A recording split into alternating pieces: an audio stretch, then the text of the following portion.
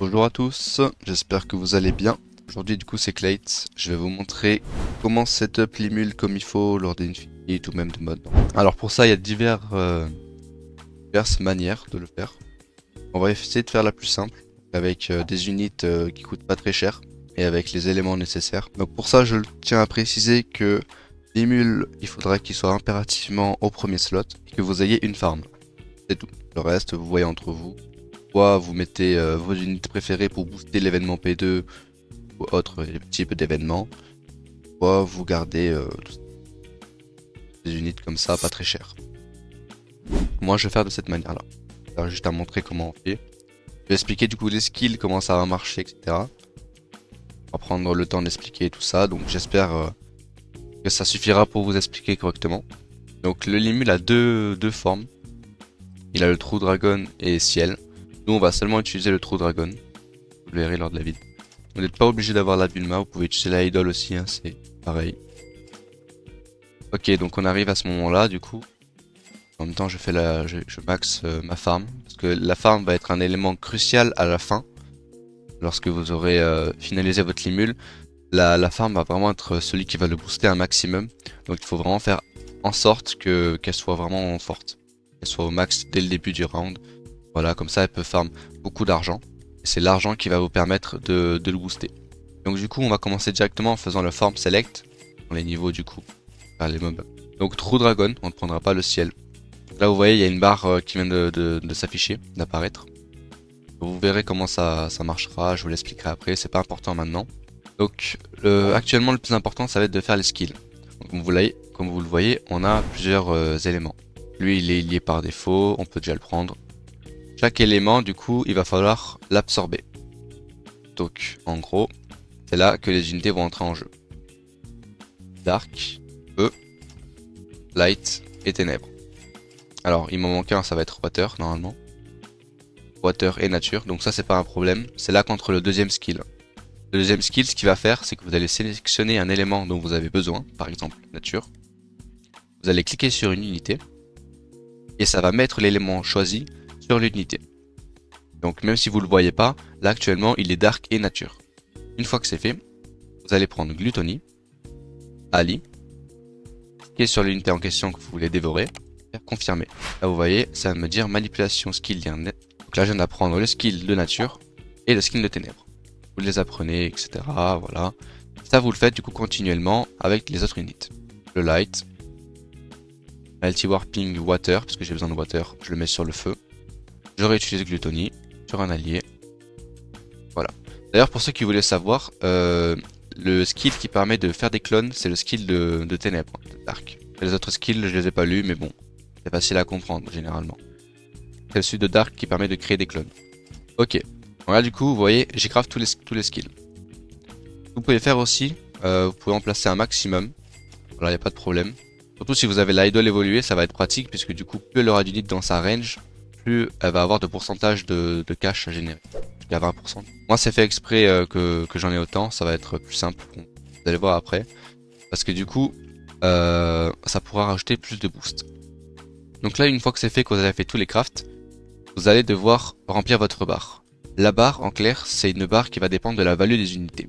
Alors soit, si vous avez des unités qui valent cher, vous mettez une unité comme Kira qui vaut 1 million quand vous le placez et ensuite vous utilisez True Dragon pour le dévorer. Soit, vous améliorez des unités qui vont avoir une valeur qui vont jusqu'à 1 million. Moi, j'ai que des petites unités, donc aucune ne va aller jusqu'à 1 million. C'est pour ça qu'il va falloir que j'en vende plusieurs. Là, je regarde vite fait laquelle vaut la plus chère au niveau de son niveau. Ok, donc c'est Zenitsu. Donc Zenitsu, non c'est pas lui. Zenitsu, on va le mettre plusieurs fois au max. Tac, tac, tac. Voilà, ça sert à rien d'utiliser True Dragon, donc on va utiliser Gluttony normal. True Dragon, en clair, il faut l'utiliser parce que ça va rembourser 10% du prix de votre unité. Donc c'est utile. C'est une chose vraiment à utiliser, les gars. Donc attends, 5 secondes de cooldown. Bon, en vrai, je suis un rat, je vais le faire. Voilà, vous voyez. Ça m'a remboursé un peu de thunes aussi, du coup. Bon, vous pouvez pas le voir parce que la farm est continuellement de l'argent. Et vous voyez là ça se remplit.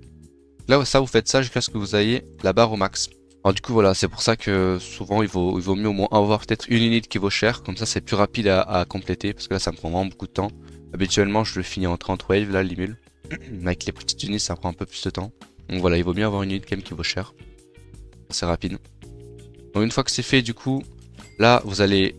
bon là, ça a été déjà utilisé. Mais une fois que c'est fait et que vous avez tout au max, vous réutilisez encore une fois True Dragon. Et vous utilisez sur l'unité. Comme ça, votre skill va disparaître, c'est normal. Une fois que c'est fait, du coup, que vous n'avez plus le skill True Dragon et que votre barre de coup est million, vous faites skill crafting. Et là, vous avez encore débloqué de nouveaux skills. Vous allez absolument tout craft. De gauche à droite, voilà, vous craftez tout jusqu'à la fin qu'il ne reste plus rien.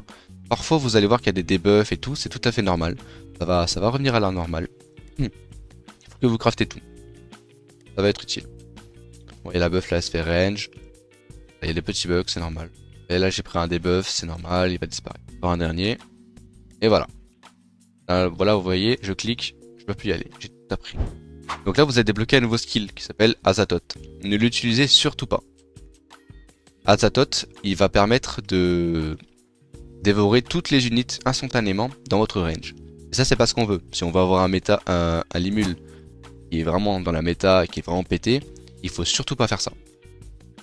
Donc ce que nous on cherche à faire, ça va être Soul Gluttony. Soul Gluttony, la différence avec le Gluttony normal, c'est que quand il va absorber l'unité, ça va être de façon permanente, vous ne pourrez plus la mettre. Là on en a pas mal des unités, comme vous voyez. Donc on va Soul Gluttony toutes les unités. Et là regardez, ça va me donner des boosts. Ça me donne environ 100% je crois le boost, un peu moins. Les boosts vont dépendre, si je ne me trompe pas, des dégâts qu'ont fait les unités. En l'occurrence, les miennes n'ont pas vraiment fait de dégâts, donc elles vont pas donner beaucoup de boost. Donc pour ce qui est de la farm, elle, c'est l'argent qu'elle aura procuré qui va donner plus de boost.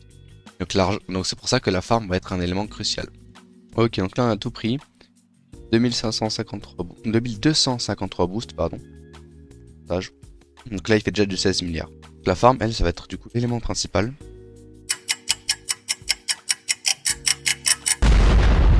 À la wave 200. La farm elle a fait 18 millions 6, donc ça va être suffisant, on va pas attendre plus longtemps en vrai. On va attendre plus longtemps si vous voulez, genre 35 millions et tout. Ça va donner la blinde de pourcentage. Moi j'ai eu entre 8000 et 9000% de plus. J'avais attendu 35 millions, 40.